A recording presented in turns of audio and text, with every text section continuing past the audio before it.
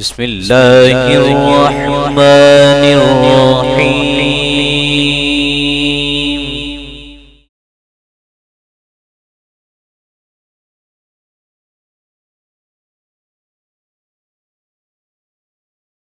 اللہ تعالیٰ نے چونکہ یہ بات اپنے ذمہ لے رکھی ہے، انا علینا للہدیٰ، کہ بے شک ہم لوگوں کو راہ ہدایت بتائیں گے۔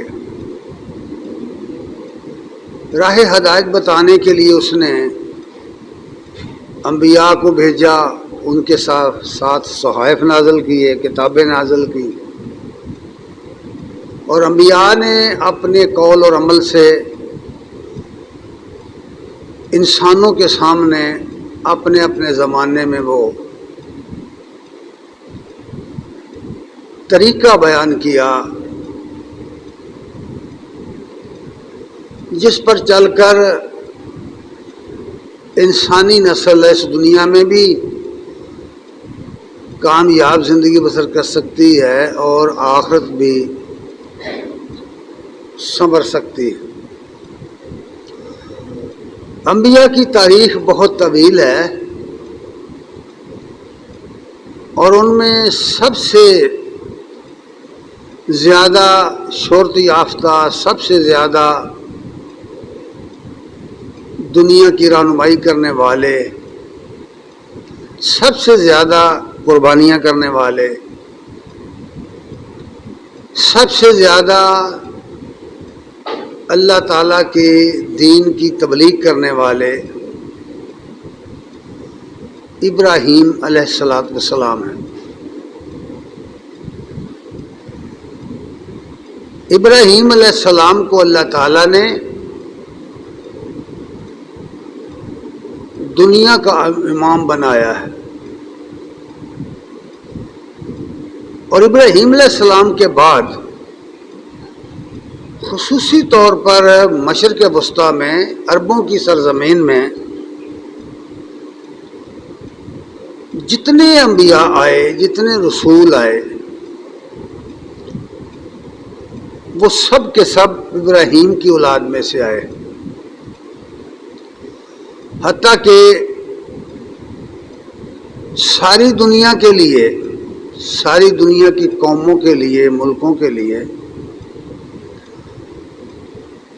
جس شخصیت کو مبعوث فرمایا گیا وہ اسماعیل علیہ السلام کی نسل سے مکہ معظمہ میں پیدا ہوئے، محمد رسول اللہ صلی اللہ علیہ وسلم، اور ان پر اللہ تعالیٰ نے اپنی آخری کتاب نازل فرمائی، اور اس کتاب کے اندر پہلے گزرے ہوئے انبیاء کے حالات بیان کیے، اور ان کی دی ہوئی تعلیم کو زندہ کیا۔ یوں سمجھ لیجئے کہ تمام انبیاء کی جو تعلیم تھی اس کو جمع کر کے اس کے سب نکات قرآن مجید میں پیش کر دیے گئے ہیں، اور ان پر نبی کریم صلی اللہ علیہ وسلم نے اپنے قول و عمل سے ساری دنیا کے سامنے عمل کر کے بالکل واضح کر دیا کہ آنے والے زمانوں میں اس نبی کے ماننے والے کس کس عمل کے پابند ہیں، کیا کیا انہیں کرنا ہے، کس طرح کرنا ہے، یہ ساری باتیں اپنی تعلیم میں بیان کر دیں، اور اس میں سب سے بڑی معتبر اور بنیادی چیز قرآن مجید ہے، اور اس کے بعد نبی کریم صلی اللہ علیہ وسلم کی سنت ہے، جس کا پورا ریکارڈ حدیث کی کتابوں میں پایا جاتا ہے۔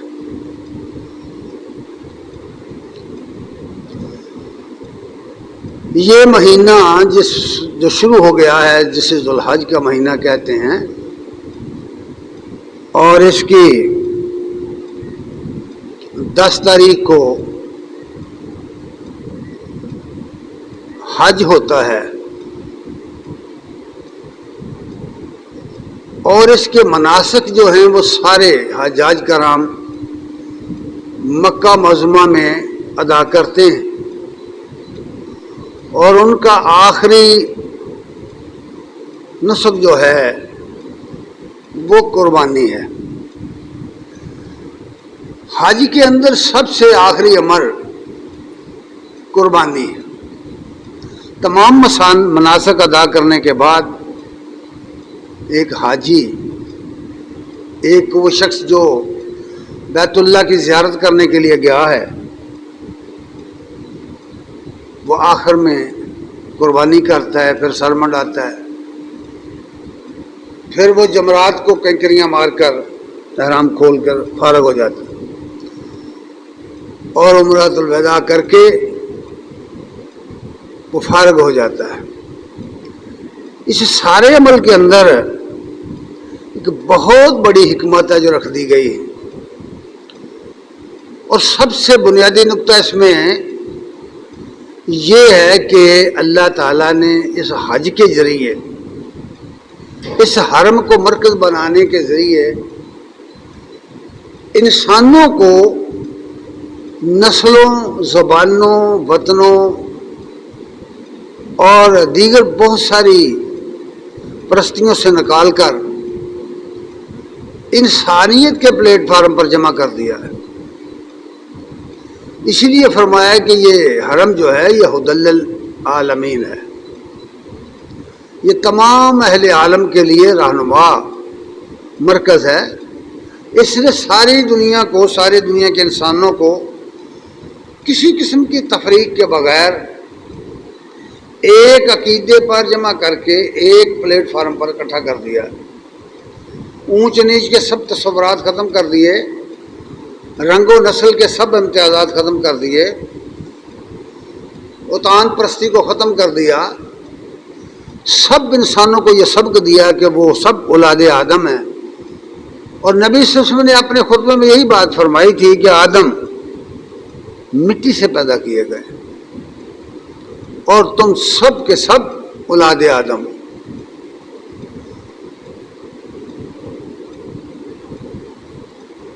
ابراہیم علیہ السلام نے یہ قربانی جو کی ہے، اس کا ذکر قرآن مجید میں بڑی تفصیل سے بیان ہوا، پھر حدیث میں بھی اسے تفصیل سے بیان کیا گیا ہے۔ پھر نبی کریم صلی اللہ علیہ وسلم نے اپنے عمل سے بھی اس کو لاگو کیا ہے، متواتر بنا دیا ہے۔ یہ ایسا عمل نہیں ہے بظاہر دیکھنے والے یا بظاہر باتیں کرنے والے یوں سمجھتے ہیں کہ یہ تو بڑا نقصان ہو رہا ہے، اربوں روپے خواہ مخواہ جانور کو ذبح کر کے خراب کیے جا رہے ہیں۔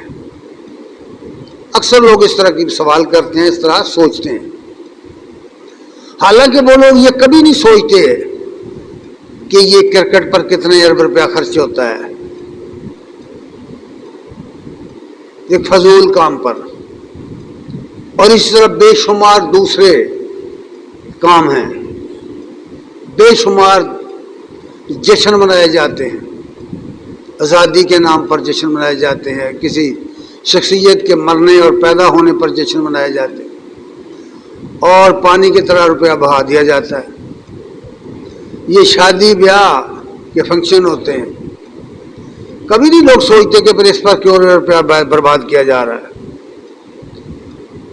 اس کی وجہ یہ ہے کہ ایسے لوگ دین کے معاملے میں کورے اور اللہ تعالیٰ کے ساتھ تعلق کے معاملے میں بالکل کھوٹے ہوتے ہیں، انہیں کوئی غرض نہیں ہوتی اللہ تعالیٰ کے ساتھ تعلق کی، وہ نہیں جانتے کہ اللہ کا تعلق اس عمل کے ساتھ کیا ہے۔ قربانی کا فلسفہ بنیادی طور پر چند لفظوں میں بیان کرنا ہو تو صرف یہ ہے کہ جو شخص کلمہ پڑھتا ہے، مسلمان بنتا ہے،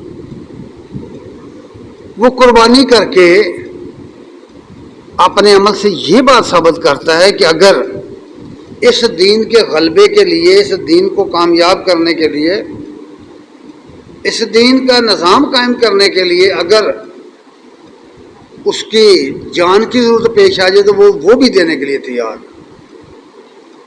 وہ یہ گویا قربانی اس کا عملی مظہر ہے.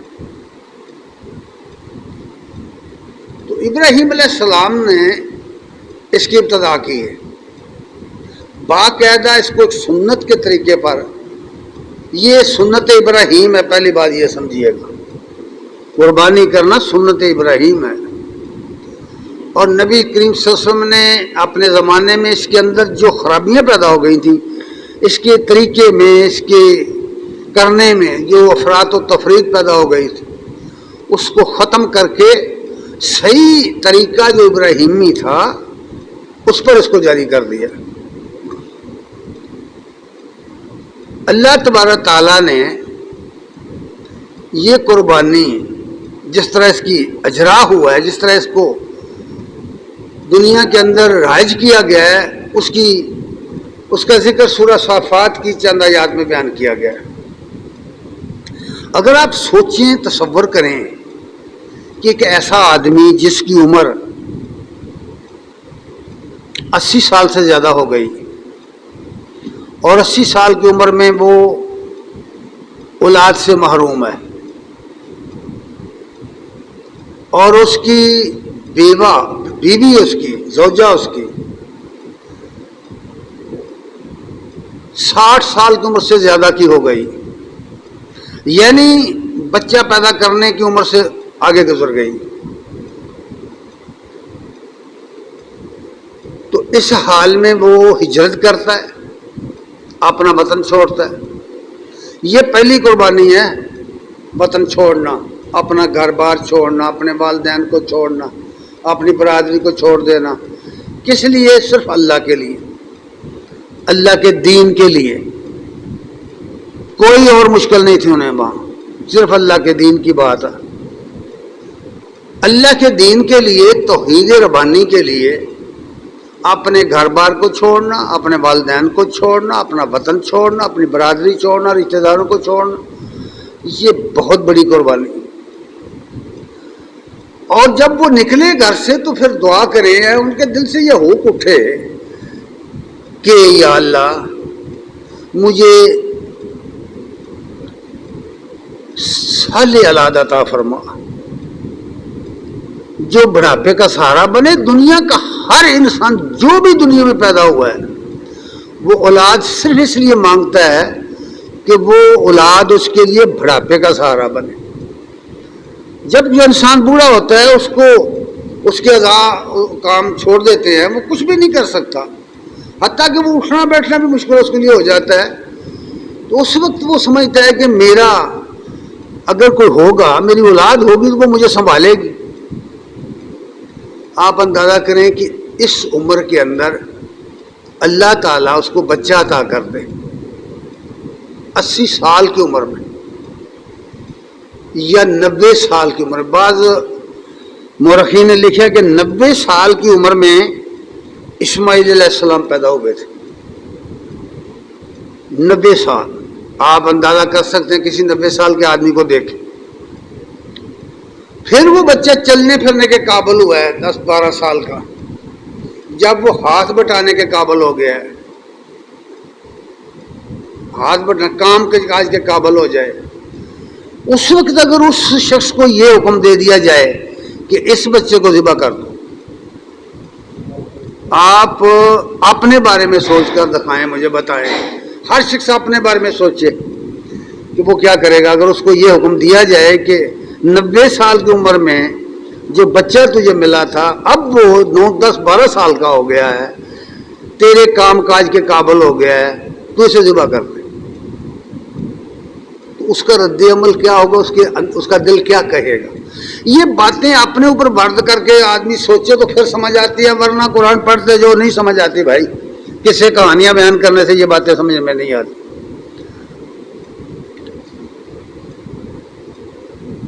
اس وقت کا یہ واقعہ ہے جو اب بیان کیا ہے قرآن نے. اور پیچھے سورہ صافات کی یہ آیت نمبر 102 ہے، اس سے پیچھے آیت نمبر 1 اور 100 آیت جو ہے اس میں وہ ہجرت کا حال ہے کہ وہ دوران سفر ان کے دل میں یہ بات آئی کہ پروردگار مجھے بچہ عطا کر، صالح بچہ عطا کر۔ اب اللہ تعالیٰ نے بچہ دے دیا، اب بچہ پیدا ہو گیا، وہ بچہ جوان ہو گیا، پھر اللہ تعالیٰ نے حکم دے دیا کہ اس بچے کو بہت صحرا میں چھوڑ دے۔ پھر وہ صحرا میں چھوڑنا بھی بہت مشکل ہے، کسی بچے کو آپ چھوڑ کے دکھائیں، بہت بڑی یہ قربانی، اپنی بیوی کو چھوڑ کر دکھائیں کسی صحرا میں، پھر اندازہ ہوگا نا آپ کو کہ یہ کام کس طرح کے ہیں، اس کا درجہ کتنا بڑا ہے، یہ درجے لینے کے لیے کس طرح کی قربانیاں کرنا پڑتی، پھر اندازہ ہو نا۔ محض کسی بات کو بیان کرنا اور سن لینا اس سے تو کوئی اندازہ نہیں ہوتا، اگر اپنے آپ کے اوپر اس کو وارد کرے تو اندازہ ہو جائے گا۔ پھر حرم کو بنانے کا حکم دے دیا، حرم بن گیا، سب کچھ ہو گیا، اب حکم ہو گیا بھی اس کو ذبح کر دو، چلو کمال ہے۔ اس موقع پر یہ بات کہی ہے، قال یا بنیا، ابراہیم علیہ السلام کہتے ہیں بیٹے، انی ارا فی المنام انی اذبحک، بیٹے میں نے خواب میں دیکھا ہے کہ میں تجھے ذبح کر رہا ہوں۔ بیٹے سے پوچھا ہے ماذا ترا، تیرا کیا خیال ہے؟ آپ کسی بیٹے سے پوچھ کر ذرا دکھاؤ تو جواب سن لینا، ماذا ترا، تیرا کیا خیال ہے، تو کیا رائے رکھتا ہے؟ قال یا ابت افعل ما تؤمر، بیٹے نے کہا ابا جان جو حکم آپ کو دیا جا رہا ہے آپ کر گزریے، آپ عمل کیجئے، ستجدنی انشاءاللہ من الصابرین، انشاءاللہ تم مجھے صبر کرنے والوں میں سے پاؤ گے۔ اب ذرا غور کرو، اسی لیے ایک جگہ اقبال نے لکھا ہے، یہ فیضان نظر تھا کہ مکتب کی کرامت تھی، سکھائے کس نے اسماعیل کو آداب فرزندی، ہے کوئی دنیا میں آج کسی کا بیٹا اس طرح کا؟ کوئی ہے مثال دنیا میں؟ انبیاء کے کام جو ہوتے ہیں ان کی جو تعلیم ہوتی ہے وہ عمل کے ذریعے دی جاتی کہ یہ ہے تعلیم۔ باپ کے لیے بھی تعلیم ہے اس میں، بیٹے کے لیے بھی تعلیم ہے اس میں، باپ کے لیے بھی تعلیم، بیٹے کے لیے بھی تعلیم۔ ایک بات اور بھی عرض کر دوں، اگر مجھے خواب آ جائے اس طرح کا یا آپ کو، تو آپ تعبیریں پوچھیں گے لوگوں سے کہ کسی طرح اس سے بچ جائیں۔ خواب تو خواب ہوتا ہے نا، اور خواب کی تعبیر کی جا سکتی ہے، اس کا ایک آسان راستہ بھی نکالا جا سکتا ہے، اس خواب کا بھی ایک آسان راستہ ہے، لیکن پیغمبروں کی یہ شان نہیں ہے کہ وہ رخصت کا راستہ تلاش کریں، اور پیغمبر ہمیشہ عزیمت کا راستہ اختیار کیا کرتے ہیں، رخصت کا نہیں اختیار کرتے۔ اگر آپ کو میری بات کی سمجھ آ رہی ہے تو سمجھ لیجئے کہ پیغمبر کی یہ شان ہی نہیں ہے، اللہ کا جو رسول ہے اس کی یہ شان نہیں ہے کہ وہ بچ نکلنے کی کوشش کرے، اس کی یہ شان نہیں ہوتی، وہ نمونہ ہوتا ہے، اس نے اپنی امت کے سامنے نمونہ بن کر آنا ہے تاکہ پیچھے آنے والے اس نمونے کو فالو کریں، اس اسوہ حسنہ کو فالو کریں، یہ مقصد ہوتا ہے۔ اس لیے وہ رخصت کا راستہ اختیار نہیں کرتا، عزیمت کا راستہ اختیار کرتا ہے۔ حالانکہ اس خواب کا ایک مفہوم یہ بھی ہے، ہو سکتا تھا اور ہے کہ بچے کو وقف کر دو حرم کی خدمت کے لیے، بس معاملہ ختم ہو سکتا تھا کہ یا نہیں ہو سکتا، وقف کر دو جی۔ بعد میں ایسا ہی ہوا ہے، جب انہوں نے عزیمت کا راستہ اختیار کیا ہے تو بعد میں ہوا ایسا ہی ہے۔ وہ پہلے ہی اس کو سوچ سکتے تھے لیکن ایسا نہیں کیا انہوں نے۔ مومن بندے جو ہیں، موحد لوگ، توحید پرست لوگ جو ہیں، وہ رخصتوں کے دروازے نہیں کھٹکھٹاتے، وہ عزیمت کے راستے اختیار کرتے، اور دنیا کے اندر اگر کوئی پیچھے رہ جانے والی چیز ہوتی ہے تو وہ عزیمت ہے، یہ رخصتوں کے نہیں ہے، رخصتوں کی کوئی تاریخ نہیں ہوتی۔ عظیمت کی ہوتی.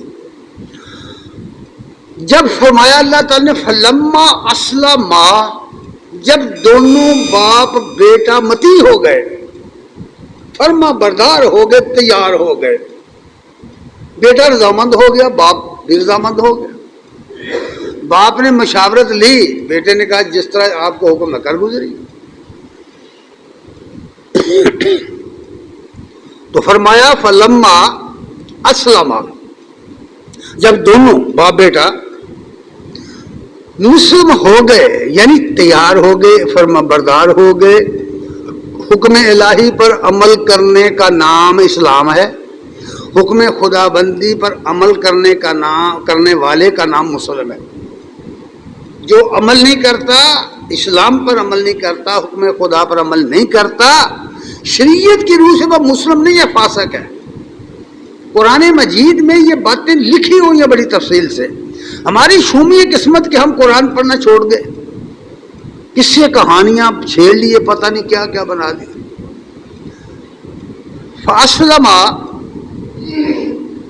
فلما اسلما، جب دونوں متی فرمان ہو گئے تو اب باپ کی باری ہے. اللہ فرماتے ہیں کہ وَتَلَّهُ لِلْجَبِينِ، تو ابراہیم علیہ السلام نے اس کو بیٹے کو چہرے کے بل لٹا دیا. سیدھا بھائی نہیں لٹایا، چہرے کے بل. صاف ظاہر ہے کہ شفقت پدری جو ہے وہ برداشت نہیں کر سکتی، وہ نہیں برداشت کر سکتی، اس کی نظر برداشت نہیں کر سکتی کہ وہ اپنے ہاتھوں سے بچے کو ذبح کرے اور اس کو تڑپتا ہوا دیکھے، جو اس نے 80 سال کی عمر میں دعائیں کر کے لیا اور 90 سال کی عمر میں وہ چلنے پھرنے کے قابل ہوا ہے.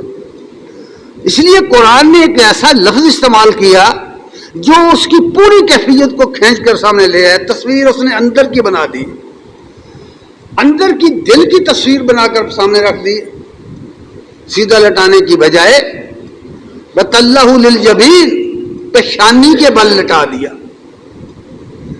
اب جب پیشانی کے بل لٹا دیا، بات ہے صرف اتنی، یاد رکھنا بات صرف اتنی ہے بھائی، باقی سب قصے کہانیاں ہیں. کہ وہ چھری کاٹتی نہیں تھی، وہ پتھر پہ ماری، پتھر یوں ہو گیا، وہ فلاں ہو گیا، وہ ڈھمکاں ہو گیا، سب باتیں ہیں. کہاں ہیں؟ کسی معتبر حدیث میں نہیں ہے، کسی معتبر روایت میں نہیں. یہ اپنے پاس سے لوگوں نے بنائی ہوئی ہیں تصورات بیان کرنے کے لیے. بات صرف اتنی ہے وَتَلَّهُ لِلْجَبِينِ، وَتَلَّهُ لِلْجَبِينِ، جب لٹایا پیشانی کے بل لٹایا، بس اتنا عمل جب ہوا نا، دیکھنے والے نے دیکھا کہ یہ تو تیار ہو گیا، یہ تو کر گزرے گا نا. جس نے لٹا لیا اس نے اب کب چھوڑنا ہے. فوراً آواز آئی، اللہ فرماتے وَنَادَيْنَاهُ، ہم نے اس کو آواز دی. ہم نے جب اس نے لٹایا اس وقت ہم نے آواز دی. کوئی وقفہ نہیں ہے اس میں، یاد رکھنا. یہ ہو گیا، وہ ہو گیا، کوئی کسی کا نہیں ہے. جب لٹایا آواز آئی، وَنَادَيْنَاهُ يَا ابراہیم، ہم نے اس کو آواز دی اے ابراہیم، قد صدقت الرؤیا، چھوڑ دے تو نے اپنا خواب سچ کر دکھایا ہے، چھوڑ دے تو نے اپنا خواب سچ کر دکھایا ہے. نبی کریم صلی اللہ علیہ وسلم نے فرمایا کہ انما الاعمال بالنیات، بخاری کی یہ پہلی روایت. اعمال کا دار و مدار نیتوں پر ہے. اس کی مثال یوں سمجھیے کہ رمضان کا مہینہ ہو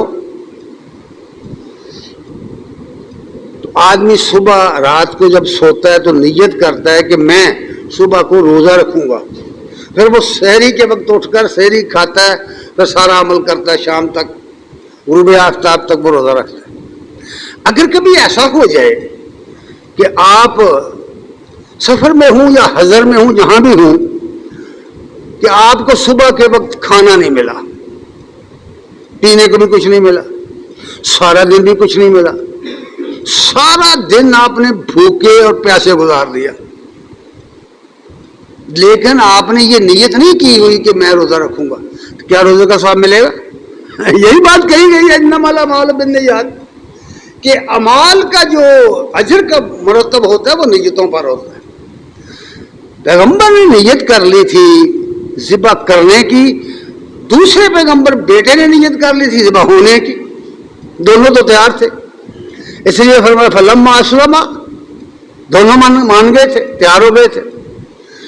اس کے نتیجے میں اللہ للجبین, اس نے لٹا لیا.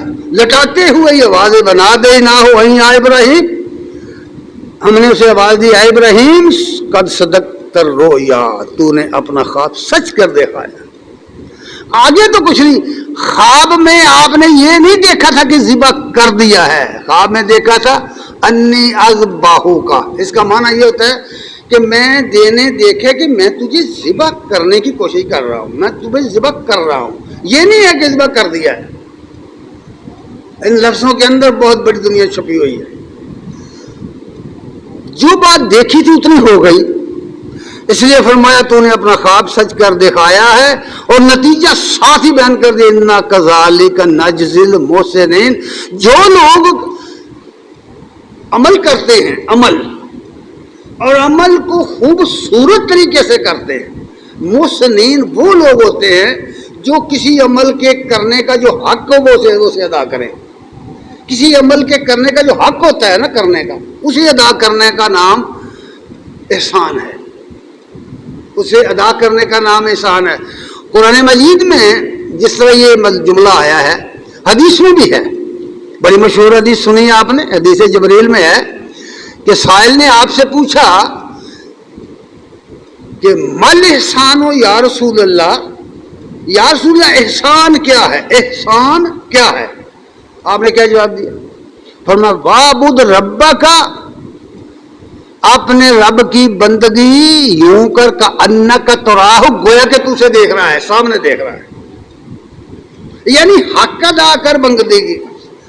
اور اگر ایسا نہیں وَإِن لَمْ تَكُنْ, اگر نہیں ایسا کر سکتا, کمزور ہے یار, ایمان نہیں, تصور نہیں بنتا ہے نا. ہم جب تصور کسی چیز کا قائم کرتے ہیں تو وہ قائم نہیں ہوتا, ہر شخص سے نہیں ہوتا.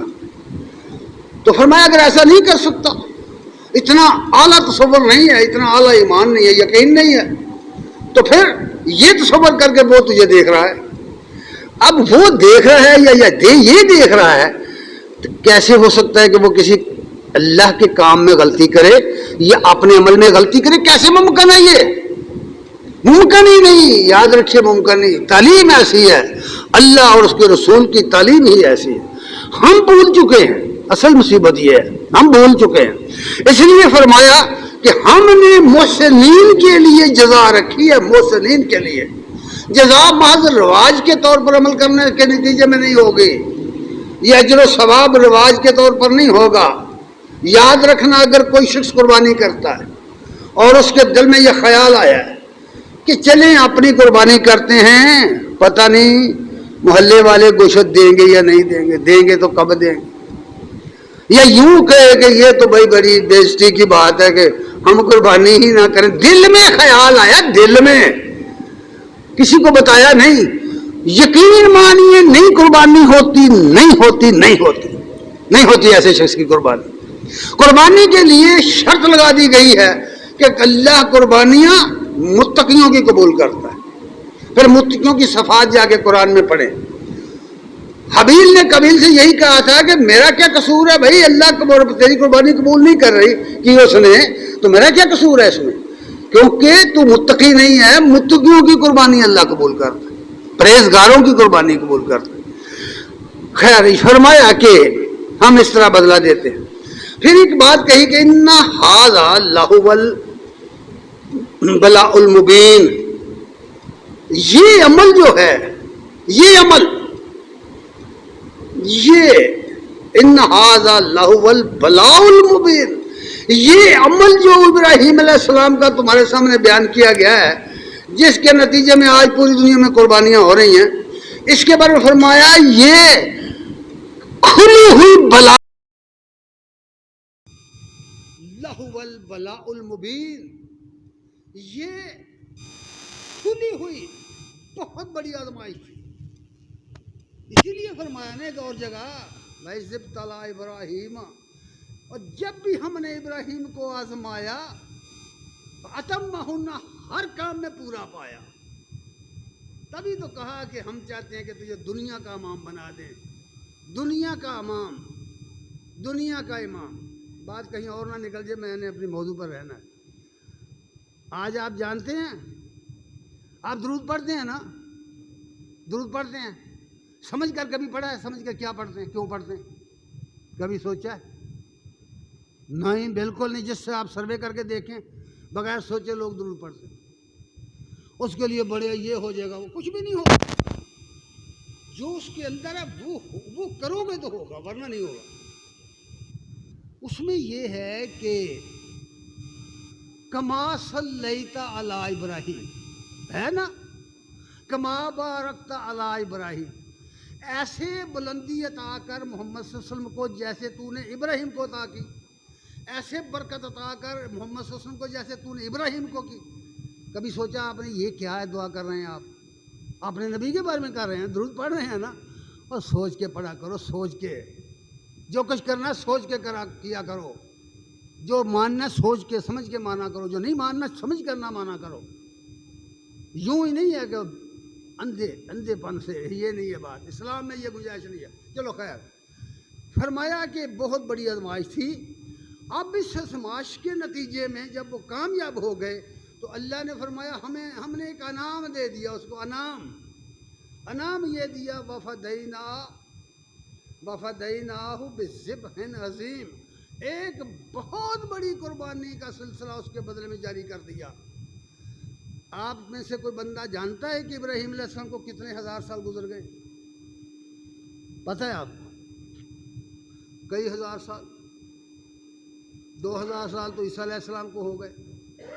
وہ موسیٰ سے 2000 سال بعد آئے تھے. پھر موسیٰ ان سے کئی ہزار سال بعد آئے تھے. کہاں وہ زمانہ، کہاں وہ جنگل اور وہ صحرا جہاں صرف پتھروں کی ایک چار دیواری بنائی گئی تھی اور اس کا دروازہ نہیں تھا بھائی. وہ صرف اتنی تھی جتنا ہاتھ پہنچے آدمی کا. ایک پنجابی میں جس کو کھولا کہتے ہیں نا، کھولا بنا دیا. حرم جس کو تم کہتے ہو، وہ بنا کے اللہ نے کہا بس ٹھیک ہے، بنا دیا نا، بس دعا کر دے، اعلان کر دے لوگ آئیں اس کے حج کے لیے. اور اللہ نے اس وقت فرما دیا تھا کہ لوگ دور دراز سے سفر کر کر کے آئیں گے، جن کے سفر کی وجہ سے اونٹ تھک جائیں گے، سواریاں تھک جائیں گی.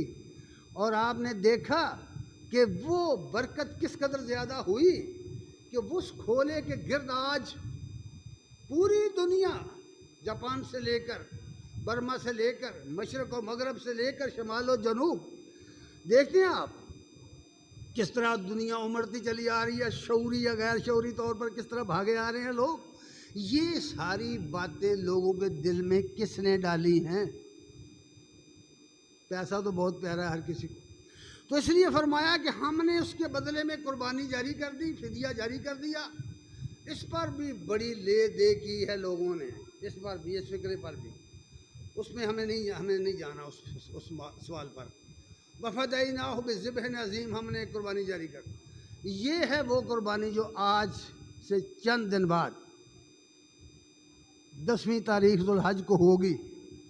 قربانی ہوگی، جگہ جگہ ہوگی، پوری دنیا میں ہوگی. یہ ہے وہ یادگار سنت ابراہیم علیہ السلام کی. تو اس لیے فرمایا کہ یہ صرف اتنا نہیں کیا کہ ہم نے یہ قربانی جاری کر دی. وَتَرَكْنَا عَلَيْهِ فِي الْآخِرِينَ، پیچھے آنے والے لوگوں میں بھی یہ عمل چھوڑ دیا جائے گا اور لوگ اس پر عمل کریں گے. آپ کو جانے یا نہ جانے، سمجھے یا نہ سمجھے، شعور رکھتا ہو یا نہ رکھتا ہو، قربانی کر رہا ہے، جیسے بھی کر رہا ہے نا. یہی بات قرآن کہہ رہا ہے. وَتَرَكْنَا، غور کیجئے، عَلَيْهِ فِي الْآخِرِينَ، پیچھے آنے والے بھی یہ کریں گے. کب کہی تھی یہ بات؟ آج سے ہزاروں برس پہلے کہی تھی. پھر یہ آیت جو نازل ہوئی 14 صدیاں پہلے نازل ہوئی تھی. سورہ صافات مکے میں نازل ہوئی. فرمایا ہم اس کو پیچھے آنے والوں میں بھی چھوڑیں گے اور وہ لوگ کریں گے، جانتے ہوں یا نہ جانتے ہوں، یہ ایک الگ بحث ہے. اس لیے فرمایا سلام علی ابراہیم. کون کہہ رہا ہے؟ کوئی فرد کہہ رہا ہے؟ کوئی بندہ کہہ رہا ہے؟ میں اور آپ کہہ رہے ہیں؟ اللہ کہہ رہا ہے سلام علی ابراہیم، ابراہیم علیہ السلام. کون کہہ رہا ہے؟ اللہ. اللہ کہہ رہا ہے کہ ابراہیم پر سلامتی ہو. اسی لیے محدثین کہتے ہیں، محققین کی بات کر رہا ہوں، غیر محقق مولاؤں کی بات نہیں کر رہا میں. محققین کہتے ہیں کہ علیہ السلام کا صیغہ انبیاء کے سوا کسی کے لیے نہیں ہے بھائی. یہ ایسے ہی ہے جیسے نشان حیدر دیا جاتا ہے. حیدر، نشان حیدر کوئی آدمی سول کا آدمی استعمال کر سکتا ہے؟ نہیں کر سکتا. کیوں؟ بھائی سرکاری اعزاز ہے نا، یہ اللہ کا دیا ہوا اعزاز ہے. سلام علی ابراہیم سبحان ربک رب العزت عما یصفون وسلام علی المرسلین والحمد للہ رب العالمین. قرآن پڑھو نا، سمجھ لگے آپ. اس لیے فرمایا کہ سلام علی ابراہیم کذالک نجزی المحسنین. یہ دوسری جزا ہے. پہلی جزا یہ ہے کہ اس کا فدیہ جاری کر دیا، رہتی دنیا تک قیامت تک وہ عمل جاری رہے گا. اور دوسرا یہ کہ اس کی جزا یہ ہے کہ اللہ کی طرف سے سلامتی آ گئی. دوسرا بدلہ یہ ہے. اور پھر فرمایا انہ من عبادنا، انہ، اس فکر پر غور کر، یہ سب کچھ ہو کیوں گیا؟ انہ عبادنا المومنین، اس لیے کہ وہ میرے مومن بندوں میں سے تھا. کیا ہم نہیں مومن بندوں میں سے بن سکتے؟ آج بھی ہو جو ابراہیم کا ایمان پیدا، آگ کر سکتی ہے اندازے گلستان پیدا. پر ہمارا وہ ایمان ہی نہیں ہے. ہمارا تو وہ ایمان ہی نہیں ہے. یقی مثل خلیل آتش نشینی، یقی مثل خلیل آتش نشینی. آگ میں چھلانگ لگا دینا کو آسان ہے؟ آسان کام ہے؟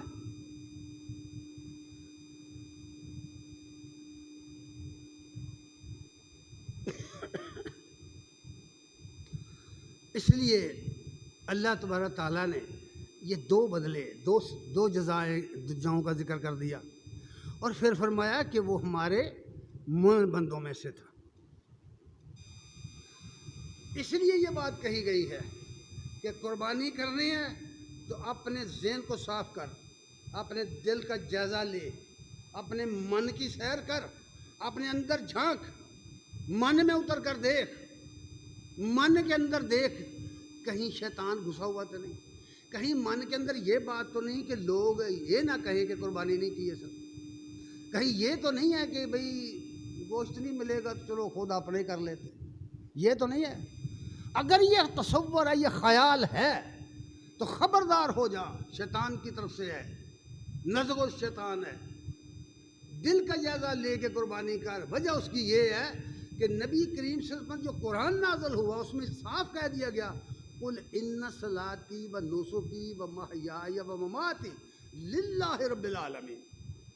یہ میری قربانیاں، یہ میری نمازیں، یہ میرا جینا، یہ میرا مرنا صرف اللہ رب العالمین.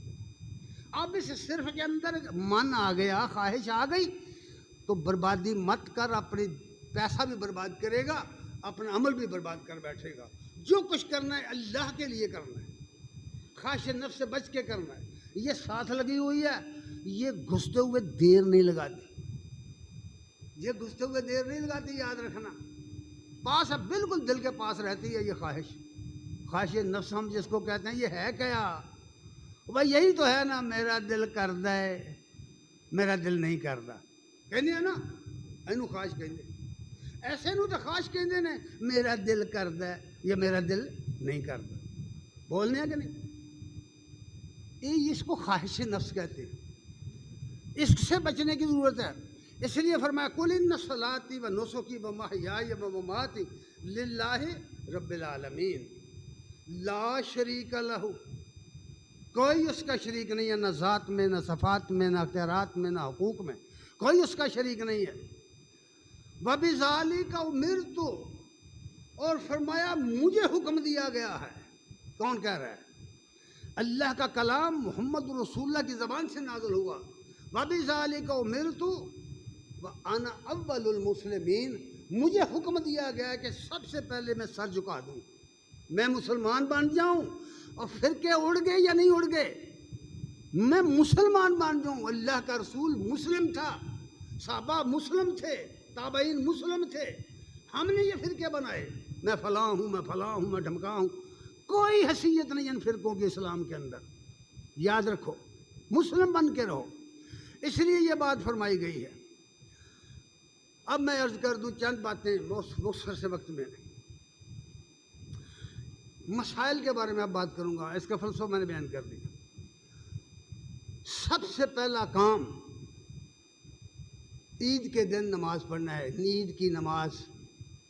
انا اعطیناک الکوثر فصل لربک وانحر، ہم نے تجھے خیر کثیر عطا کی ہے، اپنے رب کی نماز پڑھ اور قربانی کر۔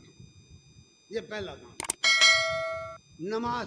نماز سے پہلے پڑھنی ہوگی، پہلے نماز۔ عید کے دن لوگ روزہ رکھتے ہیں، رواج ہے لوگوں کے اندر، کوئی اس کی حقیقت نہیں، یہ سب بناتی ہوئی باتیں۔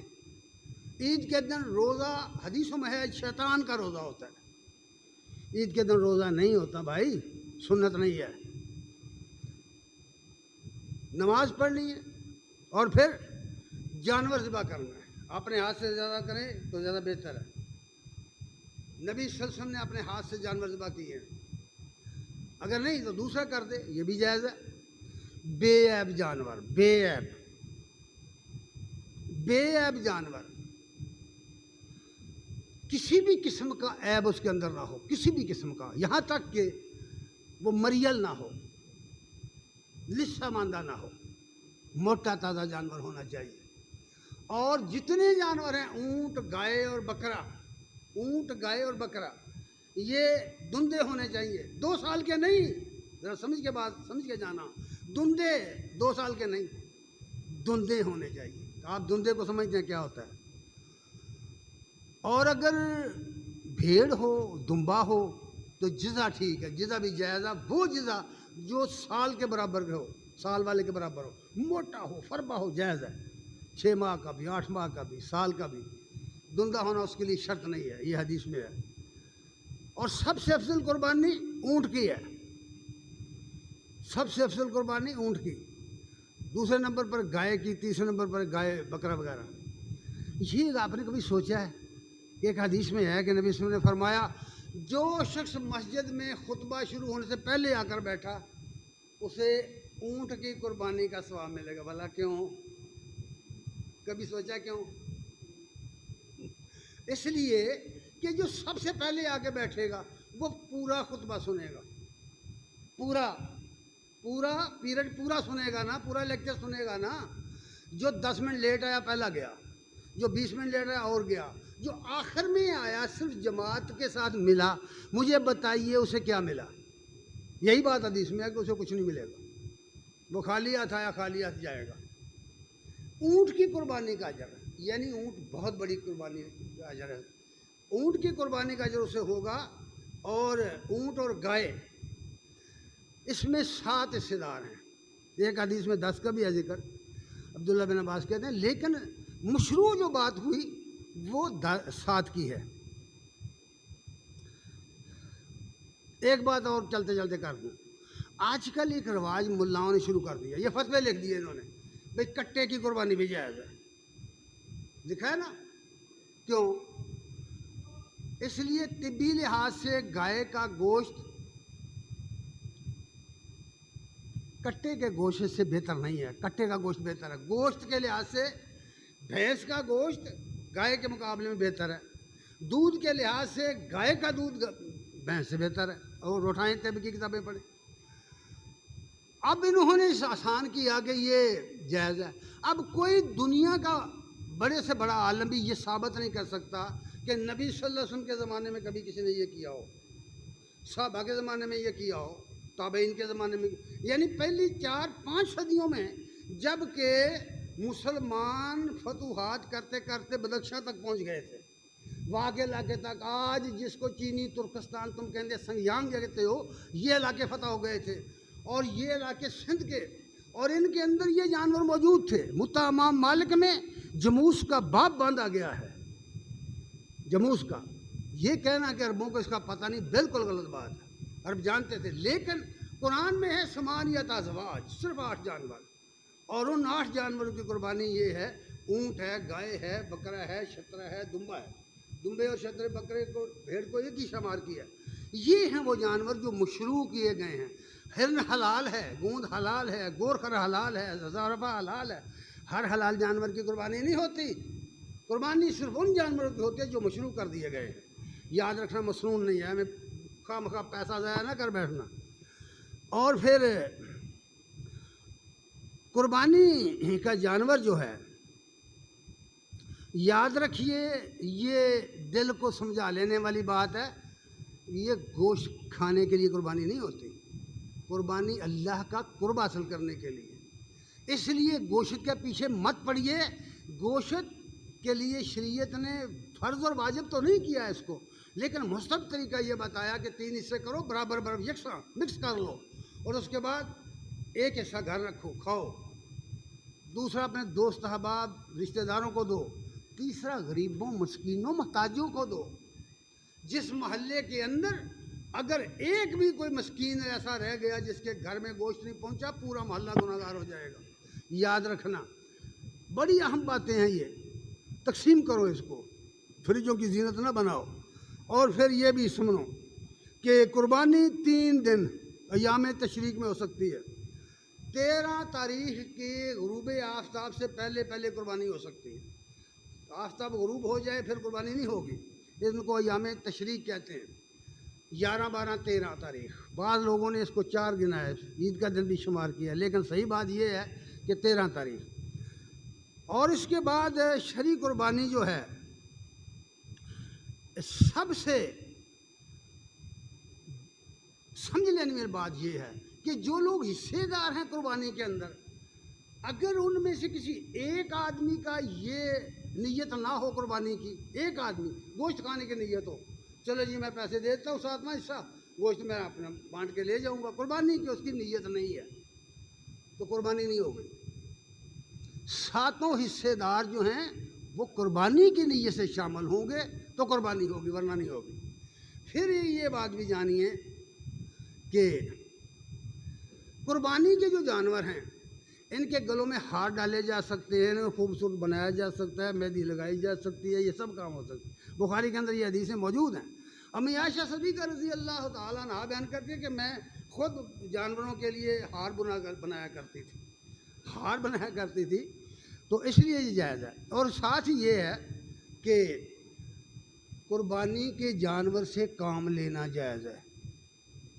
اگر آپ کے پاس بیل ہے تو آپ اس سے ہل چلا سکتے ہیں،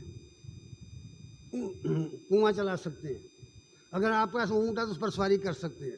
ایک شخص ایک اونٹ کو دھری کے لیے جا رہا تھا، نبی صلی اللہ علیہ وسلم نے دیکھا یہ کیا ہے، اس نے کہا آپ اس کے پر سوار ہو جاؤ۔ اس نے کہا یا رسول اللہ یہ تو قربانی کا ہے۔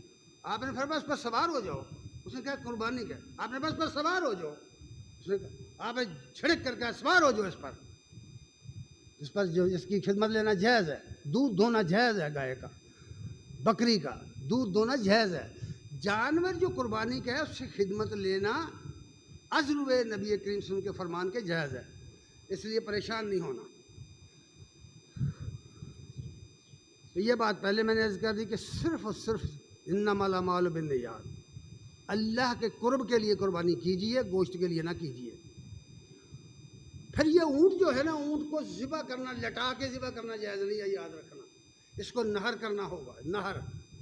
نہر کا مطلب یہ ہوتا ہے کہ جو لوگ اس کے ماہر ہیں وہ اپنا حربہ اس کے سینے میں مارتے ہیں، اور اس میں یہ بہت احتیاط کا معاملہ ہے، اونٹ کو ذبح نہر کرنے کا معاملہ۔ اونٹ ایک دفعہ ایک آدمی نے اونٹ لٹایا ہوا تھا تو ابن عباس گزرے تو انہوں نے اس کو رسے کھول دیے اور انہوں نے ٹھوکر لگا کر اٹھا دیا، کہا کہ کھڑا کر اس کا گھٹنا باندھ، ایک ٹانگ پر اسے کھڑا کر اور نہر کر۔